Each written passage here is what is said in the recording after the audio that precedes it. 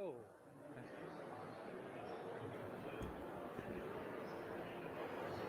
Hello and welcome. My name is Tom Webb. I'm a postdoctoral researcher at the University of York studying the coastal cryosphere. This session is on Indigenous people, food system and climate change in the polar oceans.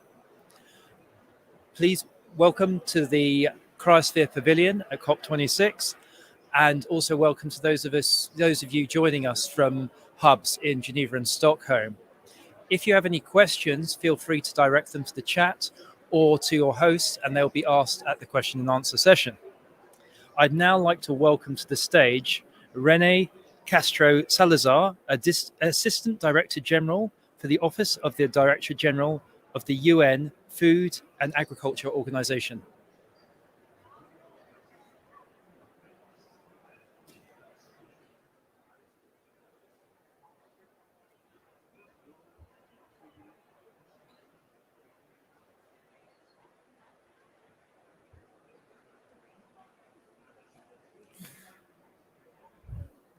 Distinguished speakers, ladies and gentlemen, the COP26 Cryosphere Pavilion's main motivation is, thanks to greater understanding of our physical reality, to achieve more ambitious and urgent reduction of emissions during the COP negotiation process.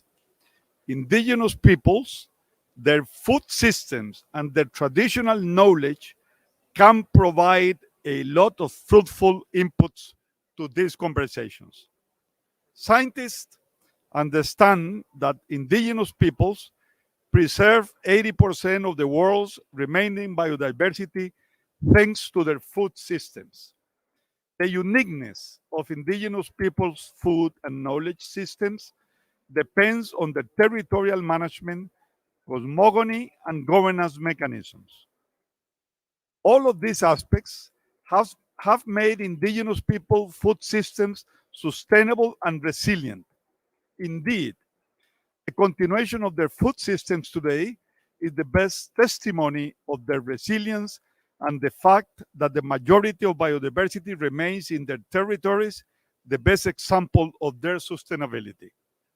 However, lack of recognition, marginalization, and violence is pushing indigenous peoples into situations of vulnerability, poverty, and malnutrition that is threatening the future of indigenous peoples' food systems.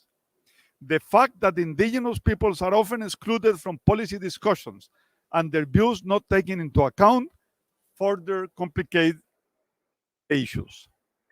The former UN Special Rapporteur on the Rights of Indigenous People, Vicky Tauli-Corpus, reminded us all this week at COP of the need to meaningfully include their views by saying, quote, "We will decide what accountability looks like based on our culture. There is no nature-based solution for climate change if indigenous people are not central to every proposal." End of quote. In the case of the cryosphere, in the Arctic region and the polar areas, indigenous people often go unnoticed, and their voices are too often neglected and not listened. Still, they are alerting us all about the impacts of climate change and how the ice is melting under their feet and the temperature of the water and the environment rising. The harmonic and symbiotic relations Arctic indigenous people have built and maintained between food, environment, wellness, spirituality, and culture are not at peril in the region. FAO is concerned with that indigenous leaders from the world are telling us on how climate change is affecting their life, even more so in the Arctic. This is why by 2019, FAO organized an expert seminar on traditional knowledge and indigenous peoples' fisheries in the Arctic region, which brought together indigenous experts, fisheries researchers, and countries from the region to share perspective and exchange experiences on traditional knowledge and indigenous peoples' fisheries in the Arctic region. This resulted in the Indigenous People Rome Declaration on the Arctic Region Fisheries and Environment, where Arctic indigenous people stress climate change as the main threat affecting their life. This was reiterated once again at the Arctic Indigenous Peoples Regional Dialogue on Food Systems 2021 and included in the Arctic Region Declaration in preparation for the UN Global Food Systems Summit.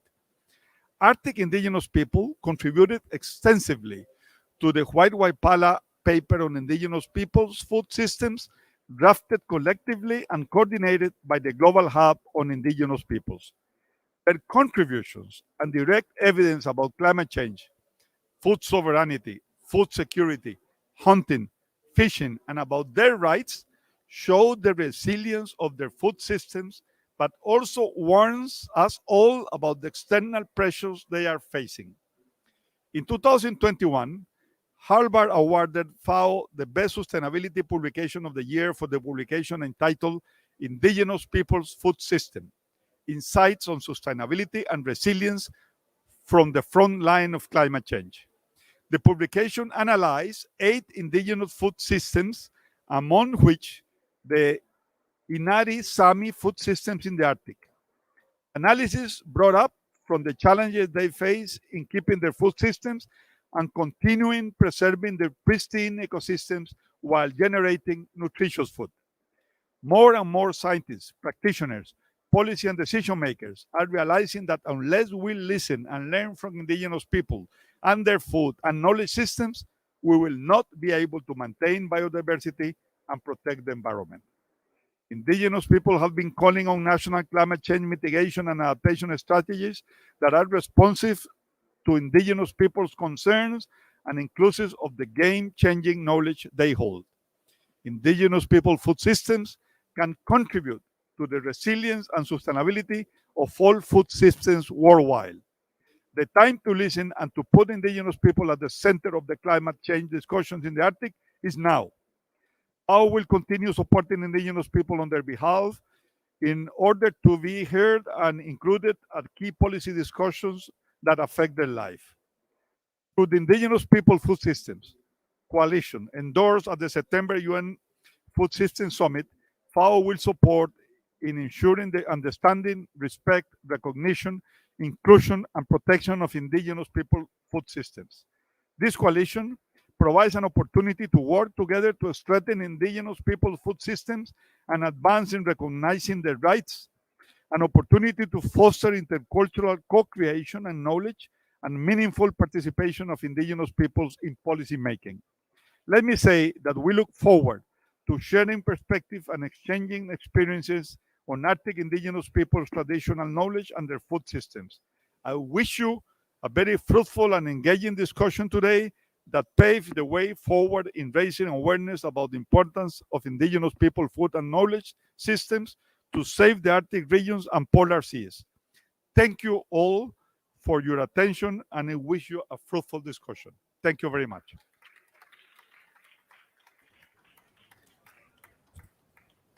Thank you very much, Mr. René Castro, for your opening remarks and for reassuring FAO's commitment to support the understanding, recognition, and inclusion of indigenous people food systems.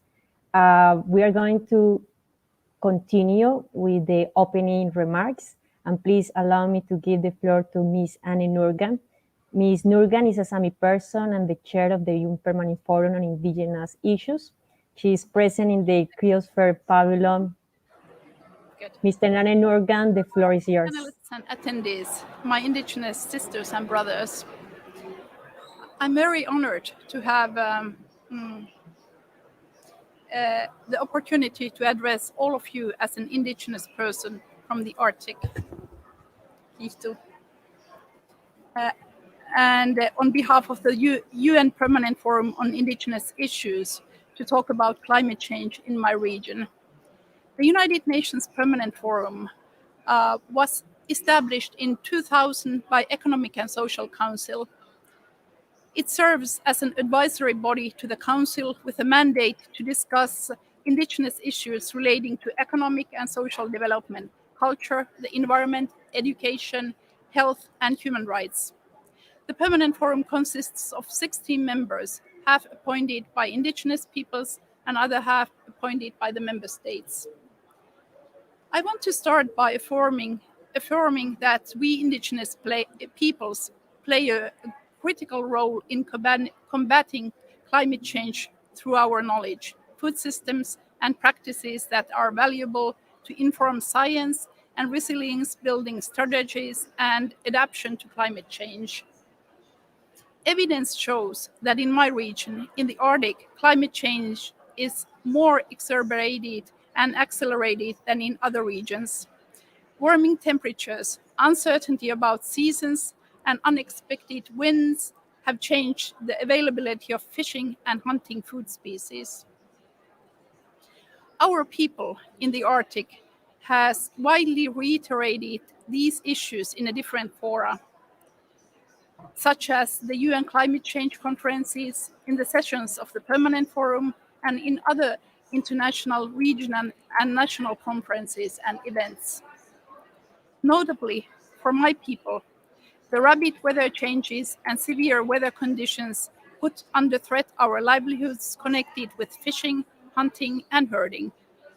In these circumstances, our food systems, the most sustainable food systems in the world that for millennia have fed millions of peoples with healthy diets while protecting biodiversity, are now threatened by external actors and climate change. The combination of different factors along climate change, such as encroachment of our land, extractive industries, overfishing, conservation measures, or agricultural practices, are placing our physical and cultural survival at risk. We cannot tackle climate change if we lack tenure rights and active participation in decision-making processes. Ladies and gentlemen, this is not rhetoric by facts supported by scientific and technical evidence.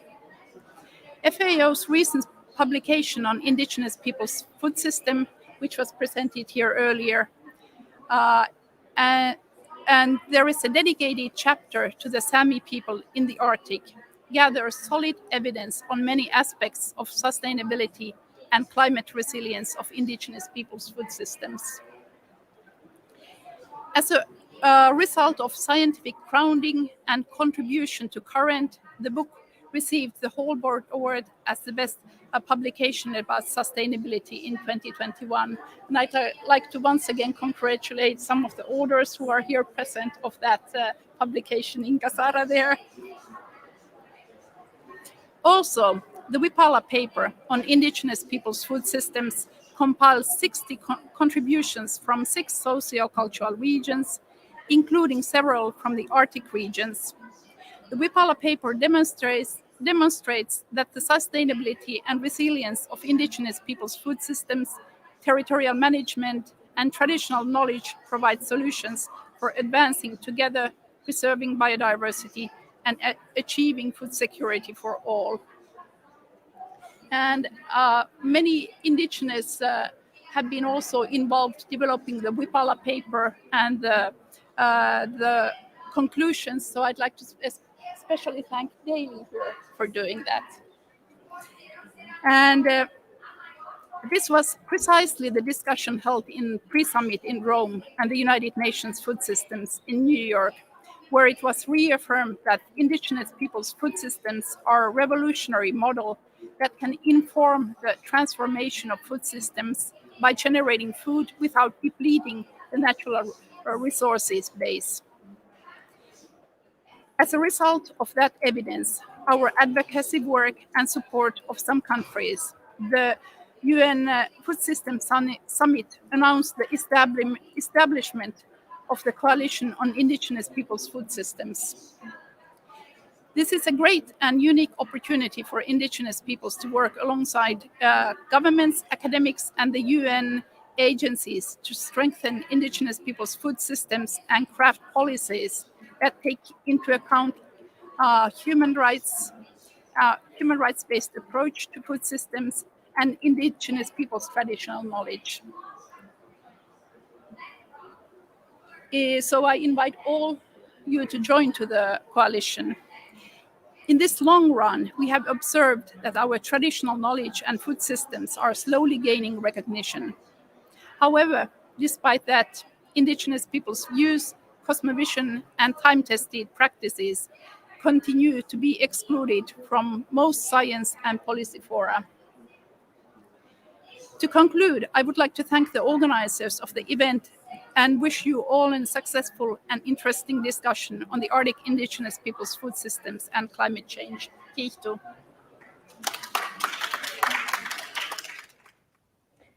Thank you so much, Anne, for emphasizing that Indigenous peoples can play a critical role in combating climate change.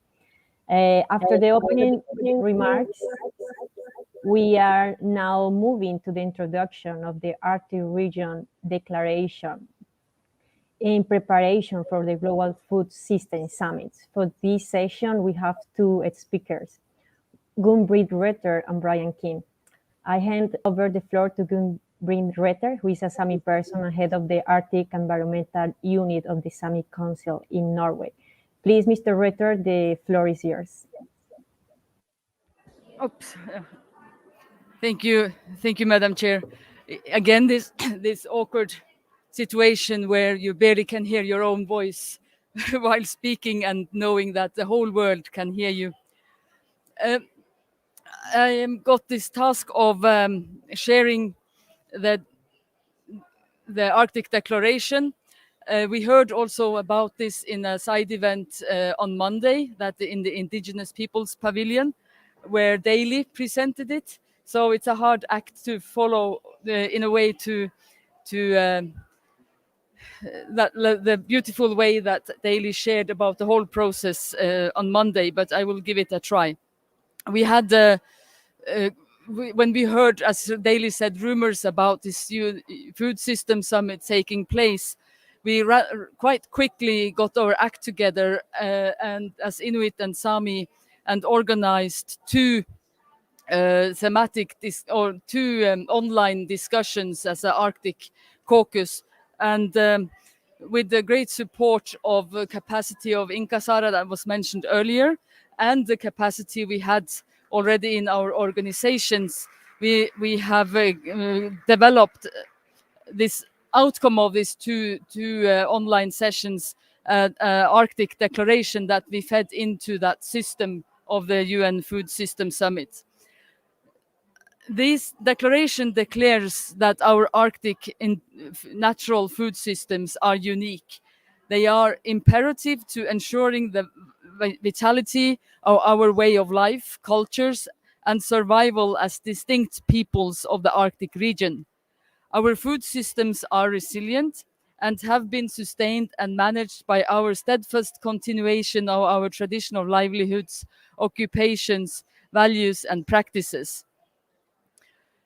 In contrast to the tracks identified by scientists that have largely defined food systems of the dominant society, for Inuit and Saami, food is not just about calories and nutrition. It is a core part of our culture, our identity, and pride.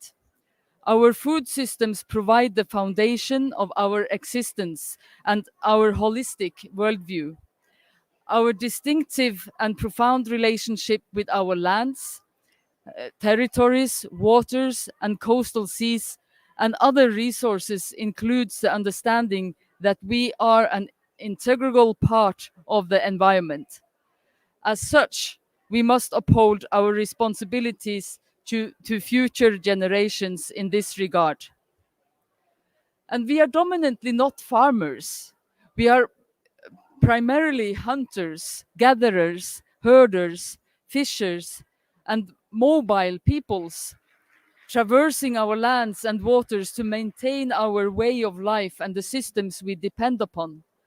Our food systems depend on a healthy environment and access to traditional resources, and play an important role in maintaining our cultures, knowledge, and identities, as well as our physical and mental health and well-being. And I may also add, as we are in the cryosphere pavilion, that our food systems and cultures depend on snow and ice as well. The paper that we have developed reflects upon our right to self-determination.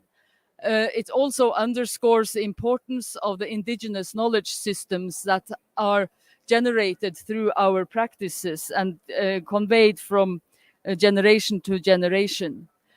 Our declaration also identifies challenges, and we express our concern over threats to our traditional practices, customs, spirituality, and food systems, including state-imposed laws and regulations that hinder our rights and access to resources, as well as industrialized fishing, shipping, tourist fishing, aquaculture, and extractive industries.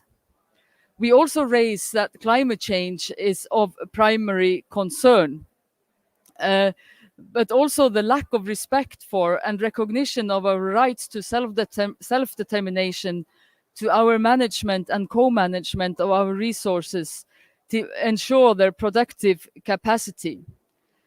The declaration, which is 7 or 8 pages, and I encourage you all to read it, also contains a section of key messages to different layers of decision makers, I would say, both at the UN level, as we have recommendations directed to the United Nations Secretary General and other UN agencies, member states, and to the private sector. And this section of key messages is divided into several thematic areas, which is the right to self-determination, the right to land, waters, and natural resources. It addresses climate change and capacity building and research on our food systems and diets. And it addresses indigenous knowledge, as I think that is a core for all of us. And it addresses traditional occupations and livelihoods. And it also reflects upon alliances and enhanced participation of indigenous peoples in the UN systems. And I think I have used the time that was allocated to me, and I hope this could convey the essence of our joint work that was generated through those 2 online workshops and delivered into the food security system. And I think it will guide our future work for quite a while, and I encourage you all to have a look at it. Thank you very much.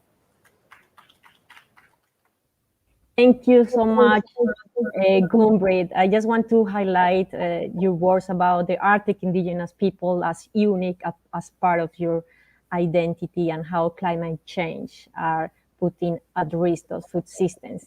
Now I'm going to introduce Mr. Brian Kim, who is the chair of the board of directors, Land is Life. He's connecting virtually today. Please, Brian, take the floor.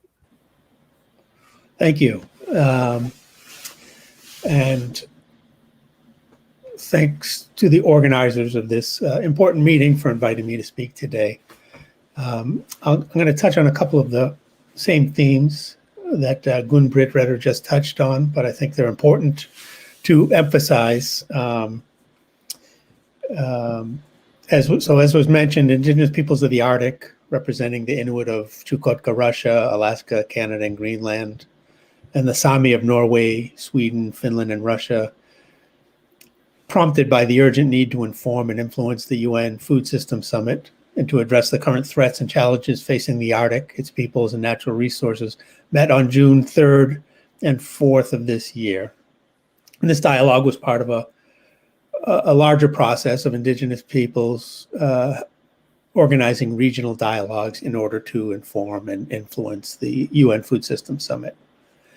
So at this meeting, they reaffirmed their rights, they shared perspectives on Arctic food systems and traditional knowledge, and discussed the current threats and challenges facing the Arctic region and the indigenous peoples that call it home. They also wrote this declaration in which they made recommendations to the UN Secretary General, UN agencies, member states, and the private sector on actions that should be taken to address these threats and challenges.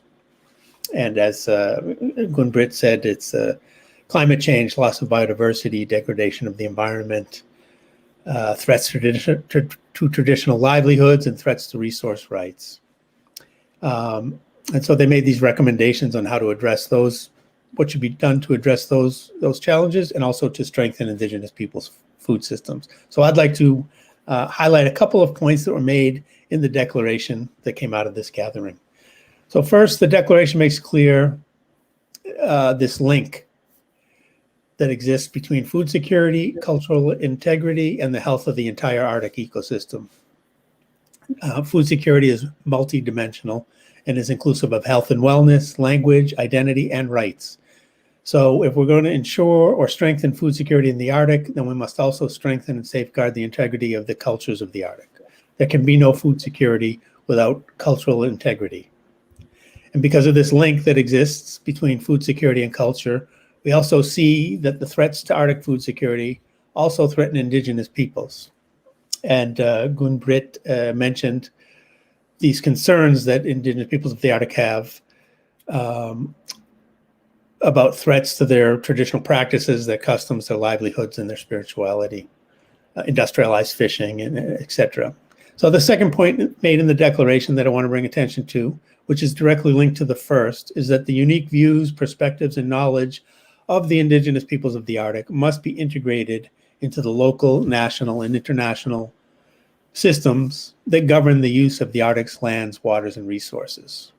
So if food security, culture, and the health of the Arctic environment are inextricably linked, then the Indigenous peoples need to be at the table when decisions are being made about how the Arctic's lands, waters, and resources are to be governed. And the third point in the declaration that I want to emphasize today is the fundamental and direct link between Indigenous peoples' food systems, the right to self-determination, and collective rights to lands, territories, and resources.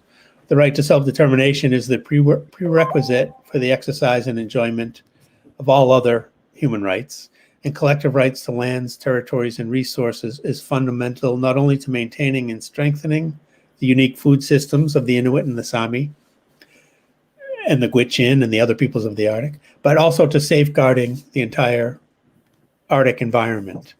And all of this is true not only in the Arctic, but around the world. Indigenous knowledge, Indigenous resource management strategies, and Indigenous ways of living are essential to food security everywhere. And since you're all in Glasgow, and this meeting's taking place in Glasgow at COP26, I'd also like to highlight that all of this applies to climate change as well. So if we're going to rise to the occasion and respond to the challenges presented by global climate change, Indigenous peoples must be engaged as equal partners in the process. And the rights of Indigenous peoples, as elaborated in the UN Declaration on the Rights of Indigenous Peoples, must be recognized and respected. So I'll just end with, I'd like to acknowledge the commitments made at COP26 by the governments of the United Kingdom, Norway, Germany, the United States, and the Netherlands, along with a group of foundations, to provide $1.7 billion to support Indigenous peoples and local communities. And say first that it's about time. And second, that I would encourage, and I hope there will be robust dialogue amongst Indigenous peoples and between Indigenous peoples and those who have pledged this support to ensure that Indigenous peoples and local communities are setting the priorities for how this money will be utilized and to ensure that it goes directly to communities. Because $1.7 billion is a lot of money, and I'm quite sure that the usual suspects, the NGOs, the big NGOs, and others are already lining up to try to get their share of this money. So congratulations to the Indigenous peoples at COP26 for having such a strong presence. And I will end there. Thank you. Thank you so much, Brian. I just want to draw the attention of your statement. There is no food security without cultural integrity. It's now my pleasure to invite Ms. Dalee Sambo and Mr. John Fernandez de la Rinoa to present evidence from the White Wapala Paper on Indigenous people food system and recommendations for action. I would like to give the floor first to Ms. Dalee Sambo, who is an Inuit person and the chairperson of the Unit Circumpolar Council in the United States. She is present in the Cryosphere Pavilion. The floor is yours, Ms. Dalee. I'm really pleased to have heard the announcement here at COP26 about the coalition in favor of Indigenous peoples and their food systems.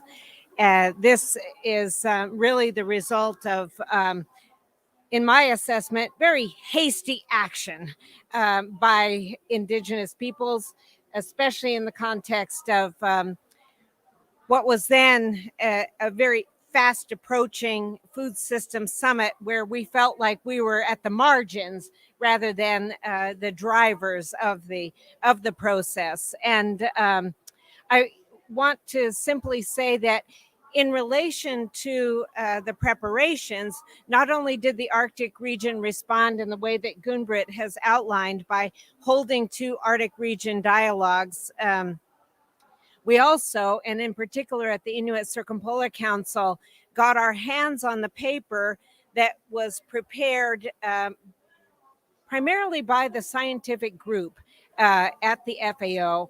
And we started reading through this paper. Personally, for myself, it was all Greek to me.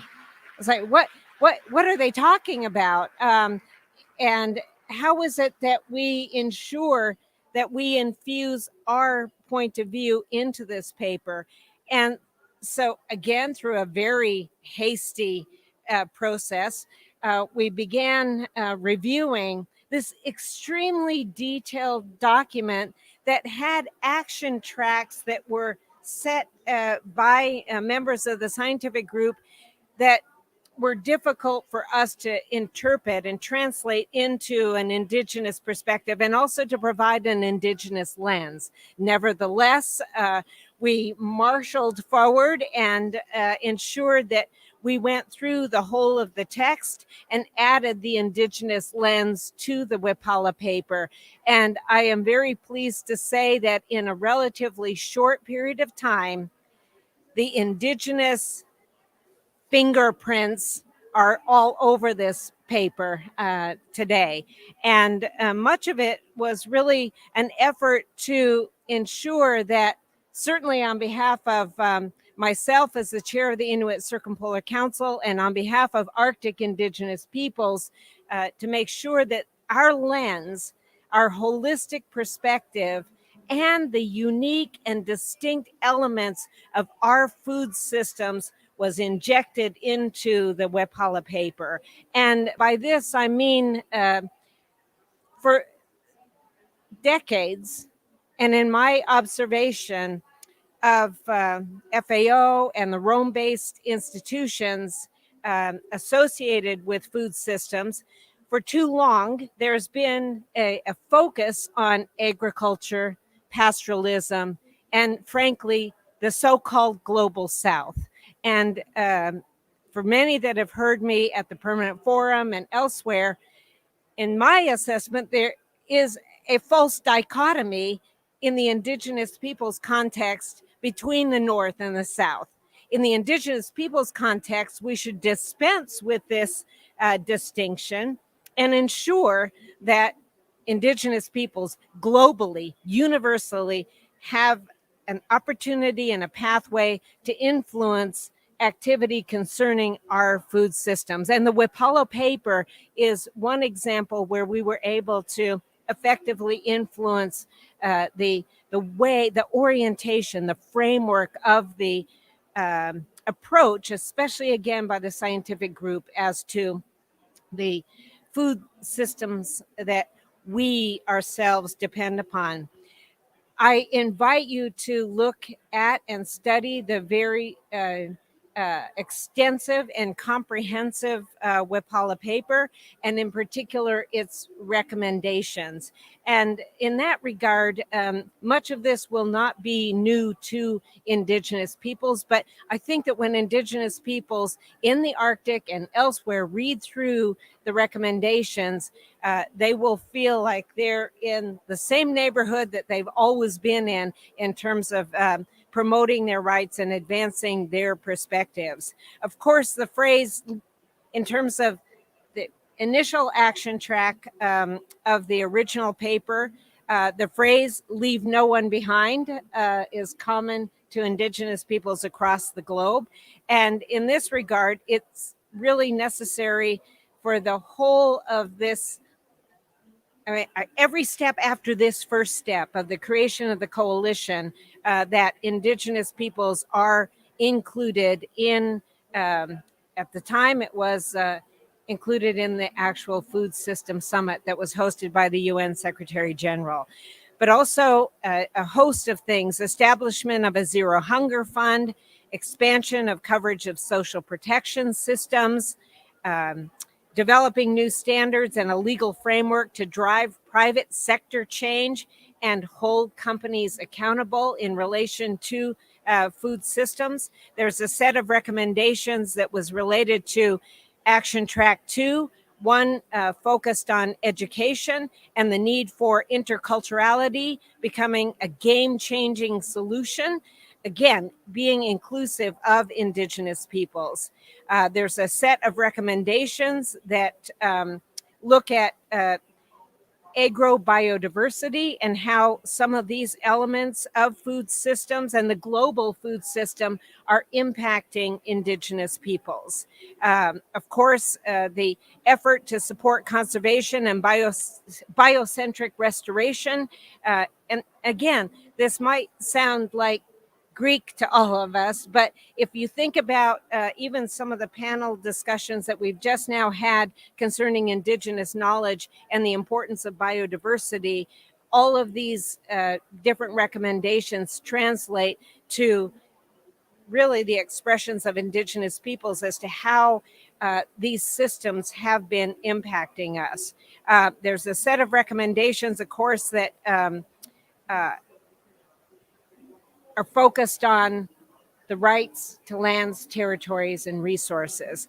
And again, this is not news to anyone as to the significance of our lands, territories, and resources and food systems. This is a direct linkage. It is an important and intimate linkage that needs to be recognized and respected as we go forward in adding further interpretation or perspectives as to how those rights attach to us, and specifically in terms of our food systems. I want to say that in terms of the opportunities going forward, we have a new pathway, a new platform through this coalition to give further Indigenous lens to the whole of the recommendations of the Wapala Paper.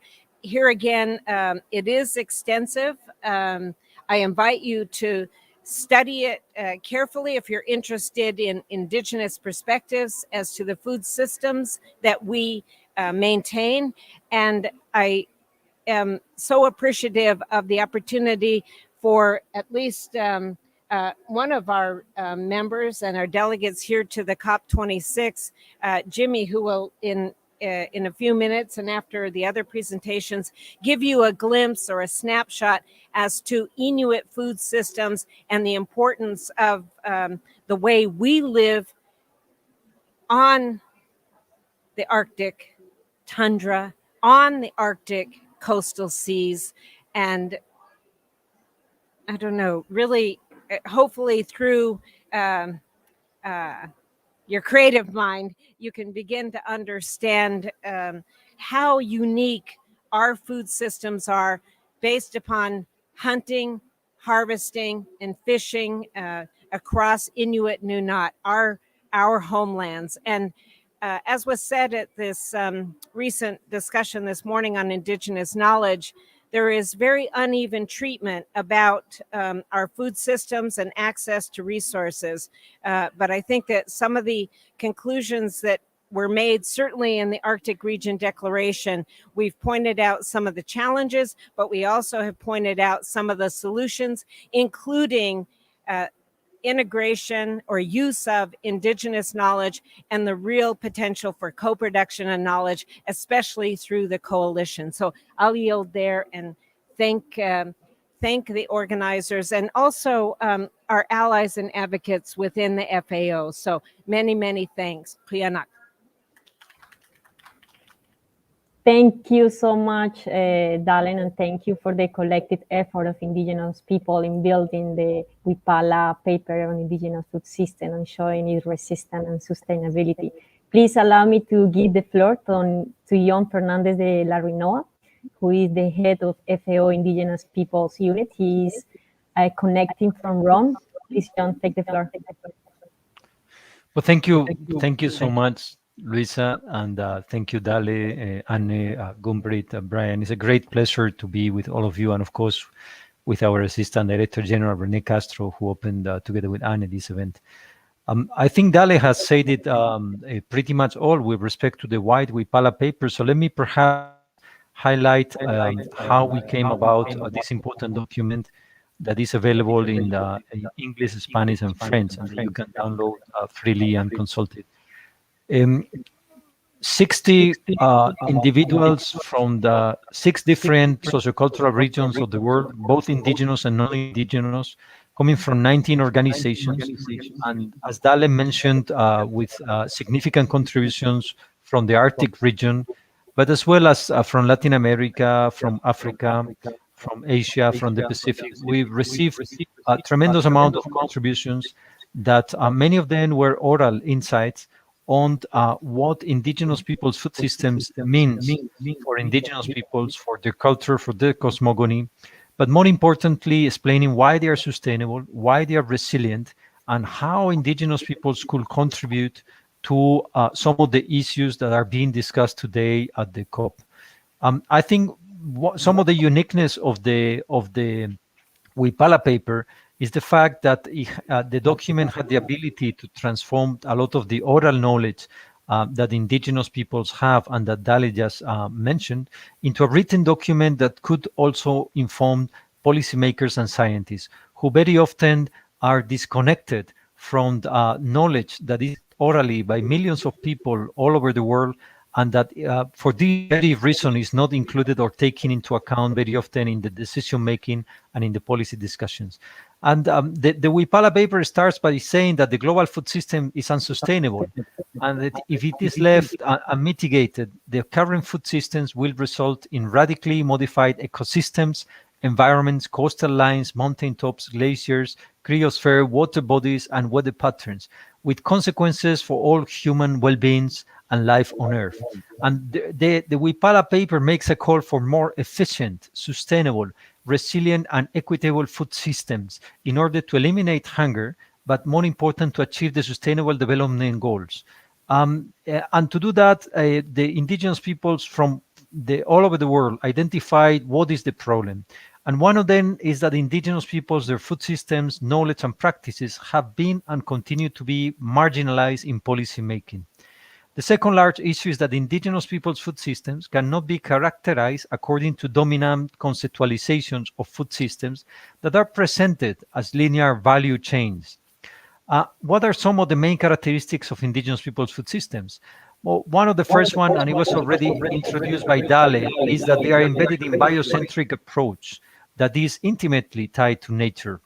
But another one is that indigenous peoples' food systems promote equitable distribution of resources and power and support indigenous identities and values.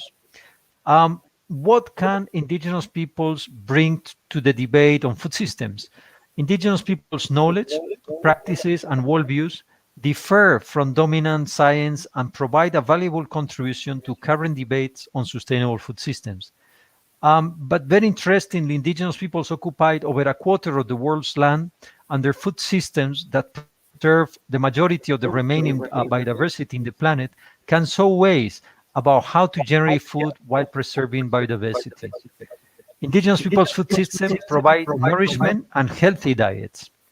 But it is very clear that even though indigenous peoples' food systems are themselves a game-changing solution for the world, and this was recognized by the UN Food System Summit, at the same time, it's fundamental that they are protected, that they are better understood, and that they are respected. And this is the very essence of the White Wapala paper that collectively was written by indigenous experts and non-indigenous experts from across the world. And the fact that today it's as relevant as when it was first drafted, and it's as relevant today in the context of the COP discussions as it was before in the context of the Food System Summit, it tells us that we need to change the way we do policy making. Thank you so much for your attention, and over to you, Luisa. Thank you so much, John, for your presentation and for showing how indigenous people food system, their traditional management and traditional knowledge provide solutions to preserve biodiversity and secure food for all. Please allow me to go next with the session on management and indigenous values concerning Arctic indigenous people food systems in the face of climate change. I will hand over to Dalee Amasuk, who is a UNEP person and delegate of the Inuit Circumpolar Council, Alaska. And Mr. Dalee, please go ahead.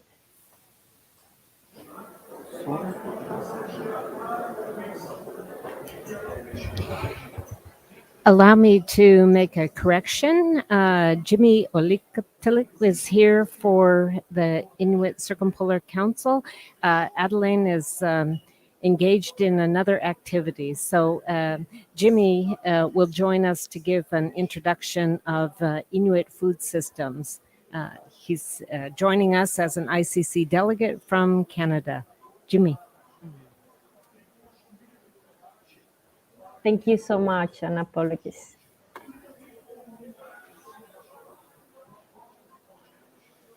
Kulinamik. Arangarunga. Sarang mutarunga. Kulinamik tamang unlama. I'm honored to be here. I'm honored to be part of COP26. Back when they started establishing the communities, the Royal Canadian Mounted Police slaughtered the dog teams that people were using around that region. From there, we lost a lot of our ways to hunt, and therefore, but they had a system where if you go into the community, you get social income support, and the only place you could get to spend that money was at the Hudson Bay Company, and therefore a lot of food that you had to get was processed or in cans, and therefore again, 2021. It's a different lifestyle. So, but also the community was asked to see if they could get a pipeline from north to south through Agvektok Puthia Peninsula. But the elders didn't want that because they knew it was going to destroy our ecosystem. So, since I started 2015, let me just go back. I also sold the land claim from our region. So I had different jobs. I also been the mayor of Talograk, but with the land claim, it didn't seem to be not going anywhere. But 2015, I joined the local hunters and trappers organization. And as soon as I was in there, I looked at Article 5, and that's our right to hunt and occupy the land. But again, the community was still hardly any jobs, stuff like that, and no access to country food. Because they slaughtered our ways to hunt, our dogs, but they promised houses, income support, and hunting gear. The last person that talked about it, he passed away about 6-7 years ago. And he said, I guess I'm going to pass away too without getting the hunting gear that the government promises. So therefore, we have to learn new ways in order to keep our culture alive. And therefore, a cut and wrap facility is something that makes a lot of sense for our culture, because it's a new way of sharing. We always shared our catches with other communities, other regions. That's how that Inuit and all over practice their culture, by sharing. But today is different, because you have to make money in order to feed your family. And if we had a cut and wrap facility in our community, it's access to country food. And again, I say 2021, everybody's used to wrap. The only thing we could get is ground beef, steaks, stuff like that. Not caribou, not muskox, not fish, not char. But those are our daily diet. And therefore, by not accessing those, there's a lot of diabetes going on in our communities, in our Inuit region. So a cut and wrap facility is something very appropriate for Inuit, all over, because you have access to country food. We had a cut and wrap facility. Like when I started in 2015, the country food that I distributed to the community, to the elders, to the single parents, and people with limited means of going out on the land, it was good. It was good. We butcher the meat. The hunters bring it in. We butcher it and hand it out to the people that need it. It was okay then, but today is again different from 2015 because of climate change.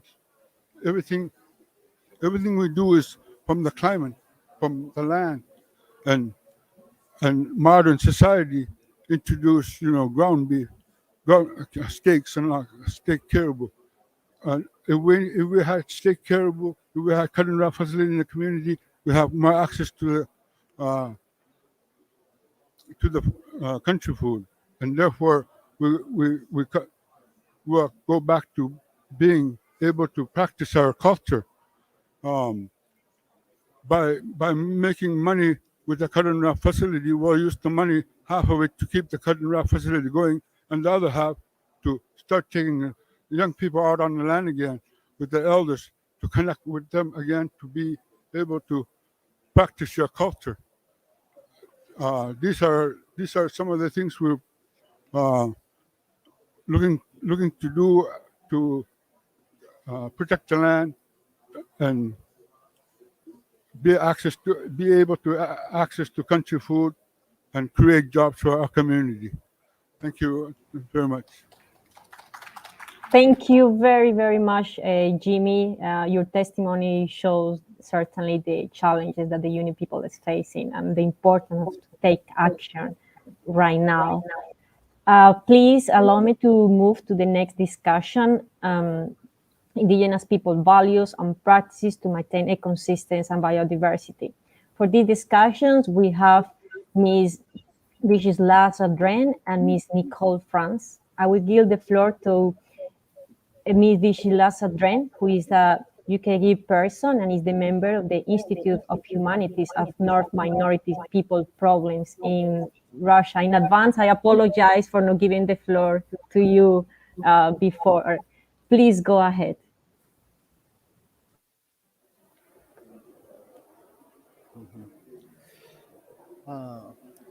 I speak about traditional values, and all indigenous peoples know that we have the same values which connect with our nature and with our food. First of all with us know that nature isn't an object of research and other object of using. We are the part of system where people is only a small partner of nature. We are the part of nature. And all of us know that in our nature, all is alive and has own soul. And that is why every uh, everything which are taken, for example, in hunting or fishing or other of our steps, nature using must be respectful to nature.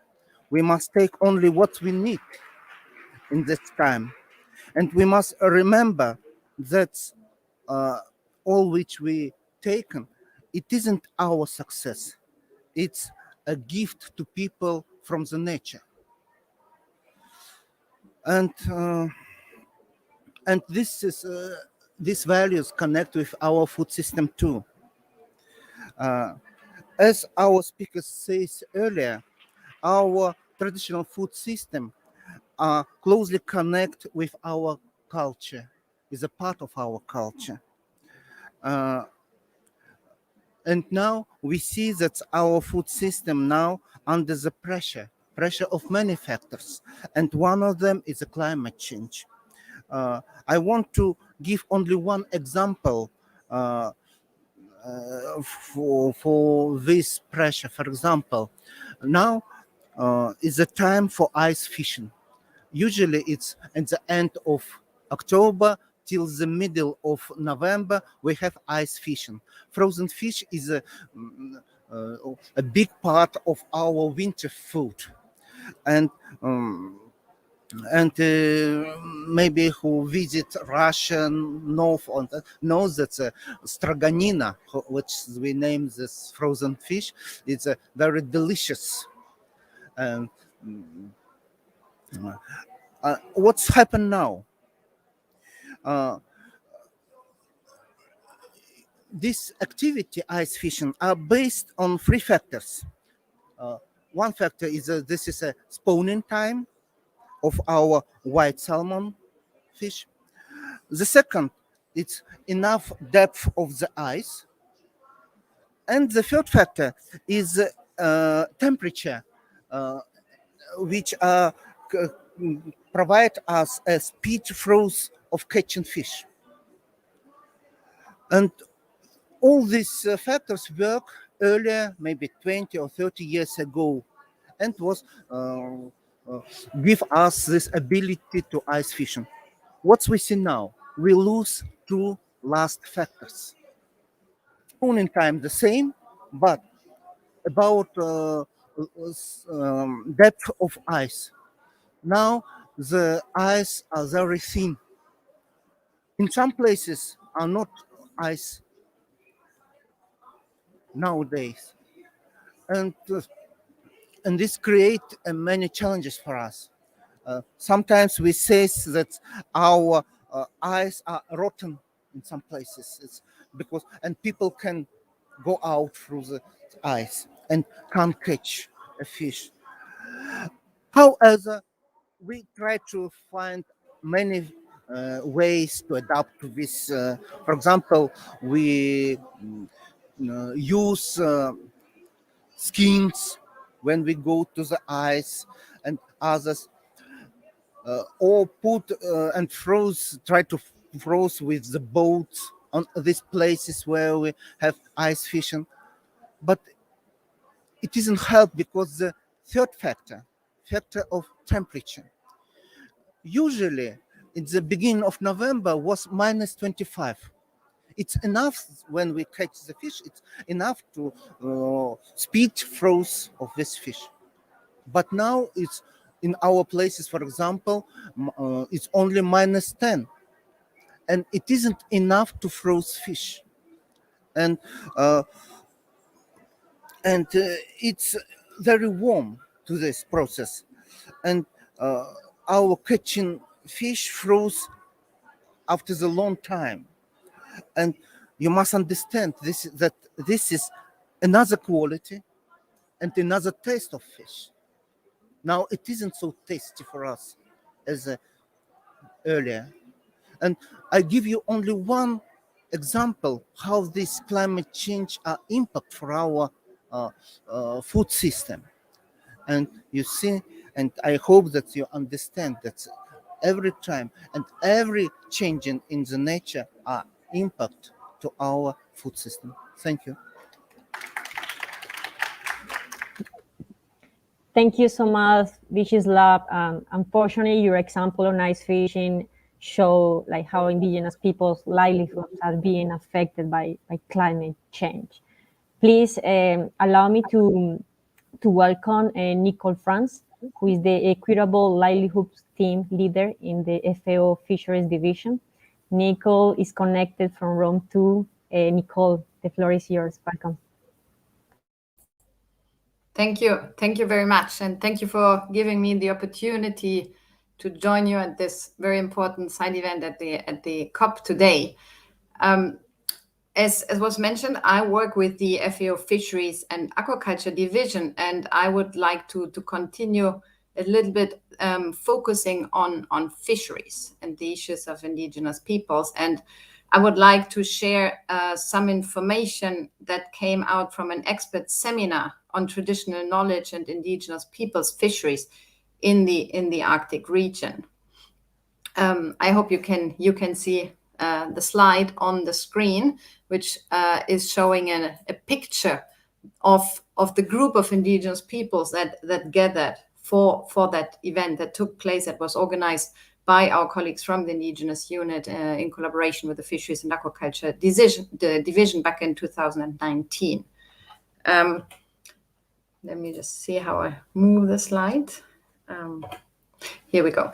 So this expert seminar on traditional knowledge and indigenous peoples' fisheries in the Arctic region had the participation from 3 sociocultural regions, the Arctic, North America, and Russia, representing different indigenous peoples that you can see listed here from Finland, from Greenland, from Norway, from Russia, from Sweden, and from the USA. It was 2 days in which we learned a lot about the traditional knowledge and the fisheries practices that these people use and apply to use fish as part of their livelihood. We heard before from other colleagues that fisheries is often part of a livelihood strategy of indigenous peoples. Often indigenous peoples do not necessarily qualify as fishers, but in the Arctic in particular, it is certainly one of the activities of the livelihood activities that are fundamental for the food systems that indigenous peoples rely on. So it was an excellent opportunity to learn much more and to also bring these different people together, and also have FAO member states attending and learning from these experiences and from the way how the ecosystem is used in a very traditional manner, but in a very sustainable manner, based on what we just heard, the experiences on how the ecosystem is contributing to these livelihoods. And in this seminar, in these 2 days, climate change was actually identified as one of the primary concerns that is threatening these indigenous people's food systems, as we just heard from the very practical, very tangible example from the previous speaker. So the multiple impacts of climate change are adversely affecting the societies of the indigenous peoples in the Arctic. And they contribute that people have to migrate, that they're being displaced. And this is also impacting the health and the well-being of youth, their future, and it's threatening the way of life, and it is also disrupting the marine ecosystems. In these 2 days, what was discussed and what was developed is also a declaration, an Indigenous Peoples Rome Declaration on the Arctic region, fisheries, and environment. And I invite all of you to read that declaration. I'm not going to go in detail into it, but it is divided basically in 2 parts. One part has recommendations to FAO member countries, and one part has recommendations for concrete actions directly also to FAO. I will mention just a few of those. For example, in this declaration, the members of this expert seminar are calling on FAO, for example, to develop mechanisms for gathering and exchange of indigenous peoples' knowledge and scientific knowledge in relation to indigenous peoples' fishing and the food security of indigenous communities in the Arctic regions. There's also a call to study national experiences and legislation systems in the Arctic region to elaborate collated recommendations to strengthen indigenous peoples' governance over traditional fishing. And there is also a call on FAO to support Arctic indigenous fisheries, hunting, harvesting, and overall food security, as well as assist in enhancing exchange of information across and between Arctic indigenous peoples, community, and organizations, like it was already done in this particular seminar, and more in general, to organize dialogues with indigenous communities where the effects and impacts of climate change can be shared and communicated. So again, there is a very specific recommendation that came from this expert seminar in relation to increasing the understanding of the impacts of climate change and how to deal with them in indigenous communities in the Arctic region. Now, we are now moving towards an international year next year. The next year, 2022, will be the International Year of Artisanal Fisheries and Aquaculture. FAO will be leading this international year, and obviously indigenous peoples will play an important role in this year because fisheries is part of the livelihood of many of these indigenous peoples, in particular in the Arctic region, as we just heard. So next year, basically, we have a really important and unique opportunity to bring the needs, but also the opportunities in relation to indigenous peoples' food systems to the forefront, to the public attention, to discuss issues, to identify pathways forward, and to lay the ground for very specific actions, taking into account what was already identified and called for in this recommendation from 2019, but also in these other publications, in these other declarations that were mentioned earlier in this event today. So in this context, we also have received a very specific request from the UN Permanent Forum for Indigenous Peoples to develop an action plan specifically for indigenous peoples for the celebrations of this year. And in FAO, the Fisheries and Aquaculture Division is already collaborating with the Indigenous Peoples Unit to respond to this call. And I really would like to invite all of you to join us in these efforts and in these celebrations, because this is really an opportunity for all of us to lay the ground for a better future for indigenous people's food systems that depend on small-scale fisheries. Thank you very much. Thank you so much, Nicole, for bringing today the importance of the key role of indigenous peoples in the International Year of Artisanal Fisheries and Aquaculture. We would like to welcome Ken Paul, who is gonna talk about climate. We want to welcome Ken Paul, who is going to give us some insights. Okay. Zagli. Sorry, Paul, can I allow me to present you? Okay. Ken Paul is a Wolastoqey First Nation. He leads fisheries negotiator and research coordination for the Wolastoqey Nation. And he's connecting today, and please take the floor to tell us more about management and indigenous values concerning Arctic indigenous people food system. Zagli Gutwood Muin Naga Nujia Wolastoqey Nagurtkuk. My name is Ken Paul. I'm a Wolastoqey. I'm from the Wolastoqey Nation. I really am honored to be able to present at this side event. I have been listening to all of the previous presenters, and they are bringing up a lot of really important points that we deal with in our daily lives. I just want to advance the conversation. I want to talk about two very important points. Gunn-Britt had mentioned traditional knowledge systems. We also know this as indigenous knowledge systems in different areas of North America. The reason why we call it a knowledge system is we want people to understand that it's a methodology. It's not just knowledge. The Westernized idea of knowledge is something that you can master, that you can obtain, and that it's objective. Well, this is a bit of a false sort of understanding of what knowledge is all about. And there's a lot of people will say that, well, if the climate is changing, then your indigenous knowledge will no longer be relevant. In a context where knowledge is frozen in time, yes, that is true. That will show historical trends. But if you understand it as a knowledge system, you'll understand that there's a methodology behind this. And this methodology not only looks at the information that you attain by repeatedly going out to do traditional activities such as hunting, such as fishing, such as types of agriculture, but it also is filled with our value system. The value system that we have is looking at the future. We look at these fish that we are interacting with as part of our relations. And we know that if we abuse these fish, that these fish will not return. We know that if we overhunt, that we actually are hurting ourselves. And so this whole value system is embedded with indigenous knowledge systems. And I just want to emphasize that it's a system that should be understood as a system. And in order to come in to work with indigenous peoples, you have to understand that you're working within a value system. Additionally, there's been a long history of researchers and scientists coming into our communities and working with our elders and our knowledge keepers, taking information and not giving back. So this also is another practice that has to be mitigated.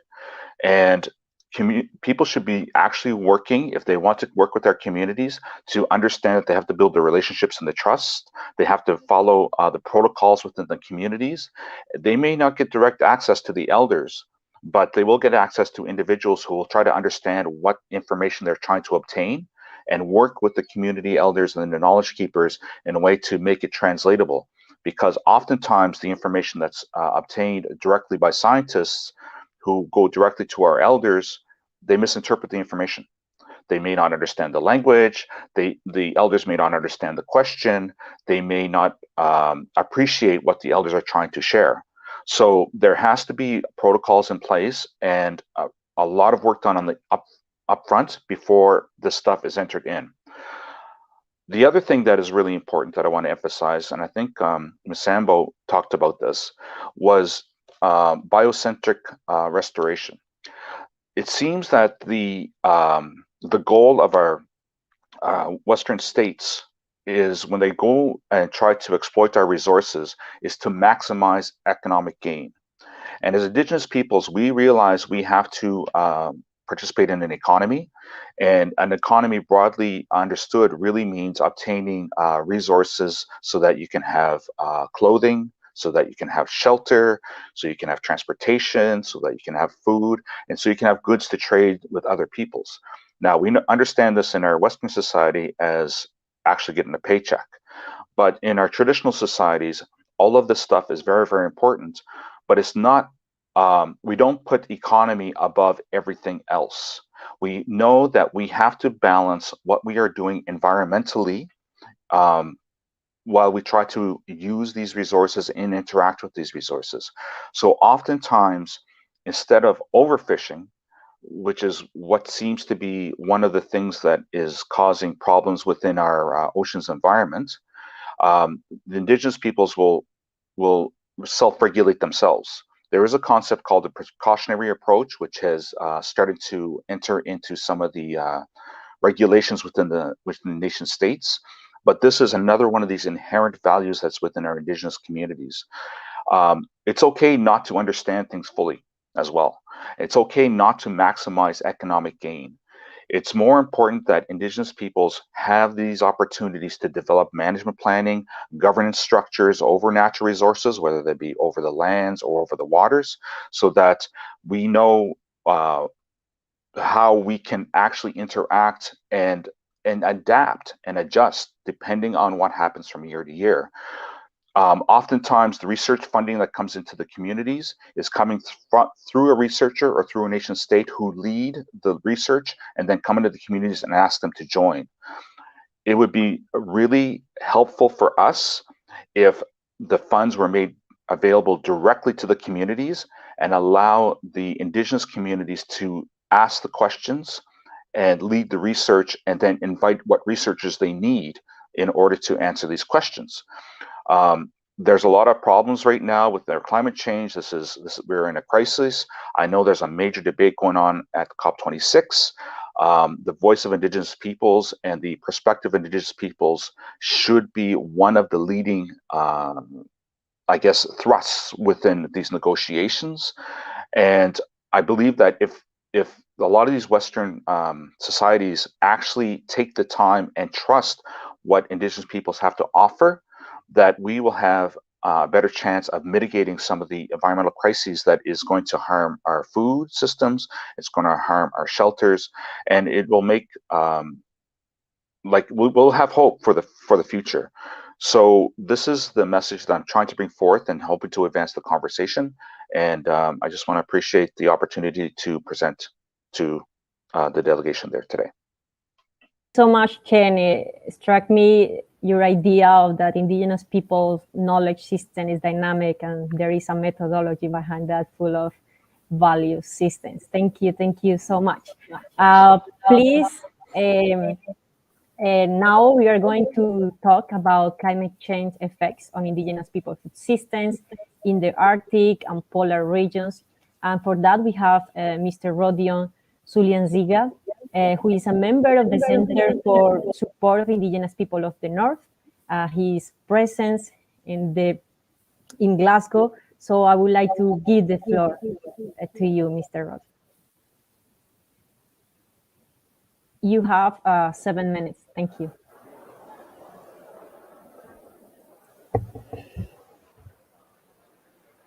Thank you very much, Madam Chair. And good afternoon, everyone. And first, I would like FAO for hosting. Would like to thank FAO for hosting this important event. And it's always a pleasure to join the panel directly from the COP26 and to contribute. Food insecurity as a result of climate change has already been recognized as a global problem affecting the entire planet. Efforts done so far are critical, but insufficient. Pandemic and number of important high-profile events 2020, 2021 have already placed matters of food high on international agenda.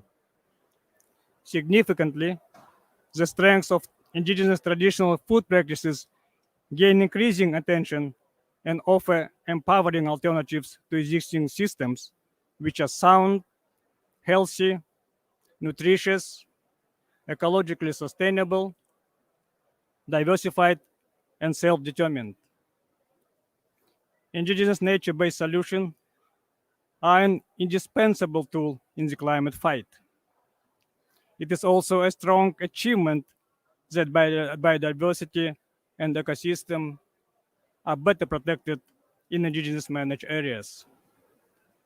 Still, until today, indigenous people's balanced relationship with their land-based food system is obstructed by the ongoing exploitation of indigenous lands and infringement of their rights through industrial projects and state mismanagement of lands and resources.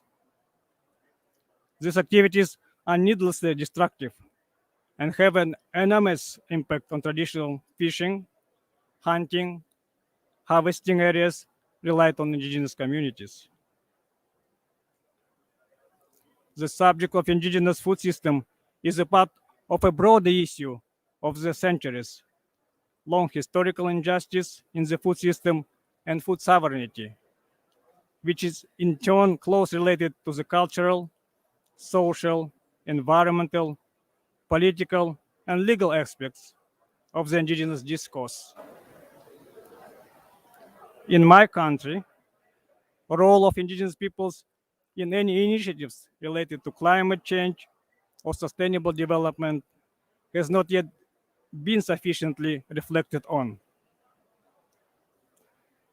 But I would like to emphasize is that in my country, and I'm sure in many other countries as well, the climate change trauma is not a problem of advocacy. No one needs more proofs that climate change impacts are huge and disastrous. Effects are so visible. It no longer needs more introduction. The problem we need to concentrate on is a power imbalance between those who are at the front line and those who profit from the climate inaction. That is why today climate change negotiations are fundamentally about power politics and economy, where it should be about people and end of structural injustices. In today's decisive action in economic, social, and environmental dimensions of climate change, sustainable development, and food policy will be critical in ensuring that the decade ahead delivers a sustainable future. And we must urgently reconcile humans with surrounding environments and restore our relations with nature. Thank you. Thank you. Thank you very much, Rodion, and thank you for highlighting that the importance of indigenous people-led solutions as indispensable to fight the climate change.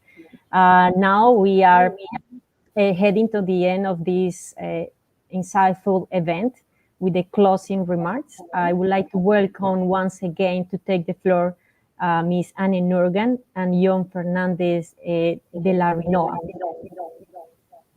Ms. Anne Nuorgam.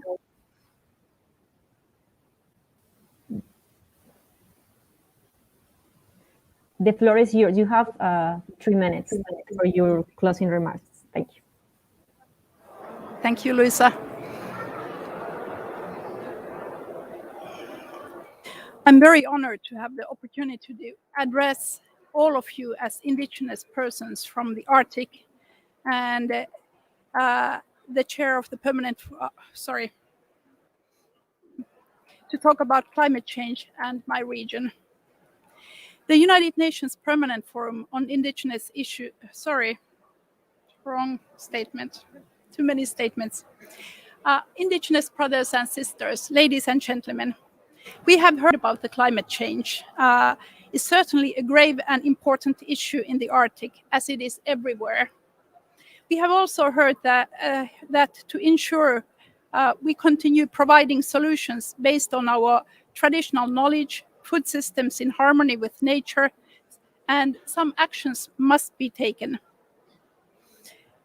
Governments must secure land tenure and participatory rights as a precondition for guaranteeing the full and effective exercise of our rights, and especially our right to self-determination. Our food security needs to be guaranteed, and our food sovereignty needs to be respected. I want to conclude by sincerely thanking all of the speakers, participants here today, and the governments of Mexico, Canada, Dominican Republic, Finland, New Zealand, Norway, and Spain for pushing forward the creation of coalition on indigenous people's food systems. I'm confident that this coalition will ensure that Arctic and indigenous peoples living in the polar area will be included in the work. The coalition aims to respect, recognize, protect, and strengthen indigenous peoples' food systems across the world, and to disseminate and scale up indigenous knowledge and good practices from indigenous peoples' food systems with potential to transform global food systems at large. We look forward to more partners and states to joining the coalition over the coming months. Also, on behalf of the Permanent Forum, I want to thank FAO and its Indigenous Peoples Unit for their support and for being our allies in this fight against hunger, poverty, and discrimination. Once again, thank you, Jon, and your team. I look forward to the recognition of indigenous people's food systems and their traditional knowledge in international, regional, and national level. Kiitos. Thank you so much, and please, Jon, the floor is yours.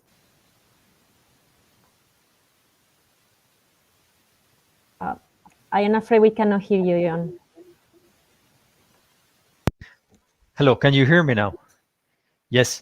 Well, thank you so much, Luisa. And I want to start, of course, thanking Anne Nuorgam, the chair of the UN Permanent Forum, for her words and support. But allow me also to thank every one of the speakers today on behalf of FAO. I would like to thank Ken Paul, Jimmy, Rodion, Viacheslav, Brian, Dalee, Sambo, Gunn-Britt, and of course, Nicole, Franz, you, Luisa, and René Castro, no?